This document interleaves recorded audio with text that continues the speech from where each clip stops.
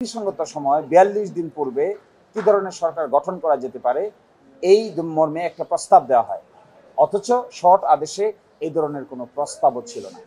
বলা হয়েছিল আরও পরবর্তী দুটি সংসদ নির্বাচন ডকট্রিন অফ নেসেসিটির কারণে কেয়ারটেকার গভর্নমেন্টের সিস্টেমের অধীনে হতে পারে, কিন্তু পূর্ণাঙ্গ জাজমেন্ট যখন বের হলো তখন দেখা গেল এই অংশটুকু আর নাই, তখন এসেছে ভিন্ন কনসেপ্ট। এই জন্য আমরা বলেছি এটাকে আইনের ভাষায় বলে কমিটেড ফ্রড আপন দি অ্যাডমিনিস্ট্রেশন অফ জাস্টিস, বিচারিক ব্যবস্থার উপর প্রতারণা করা হয়েছে।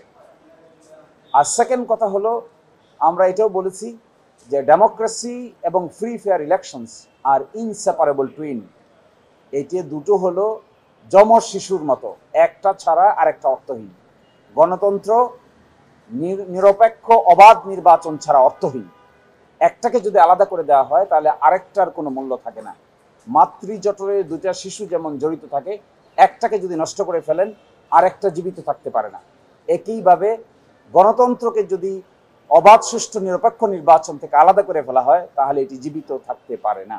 সেজন্য আমরা বলছি যে অবাধ সুষ্ঠু নিরপেক্ষ নির্বাচন অনুষ্ঠানের সবচাইতে বড় হাতিয়ার হলো নন পার্টি কেয়ারটেকার গভর্নমেন্ট, নির্দলীয় নিরপেক্ষ তত্ত্বাবধায়ক সরকার।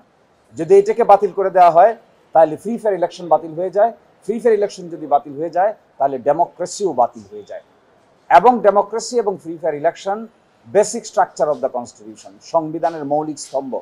পঞ্চদশ সংশোধনীর মামলায় হাইকোর্টের বিচারপতিগণ বলেছেন যে পঞ্চদশ সংশোধনী বাতিল করে দিয়েছেন, বাতিল করে বলেছেন যে কেয়ারটেকার গভর্নমেন্ট সিস্টেম হলো বাংলাদেশের সংবিধানের একটি বেসিক স্তম্ভ, এই জন্য এটিকে বাদ করা সংবিধান সম্মত হয়।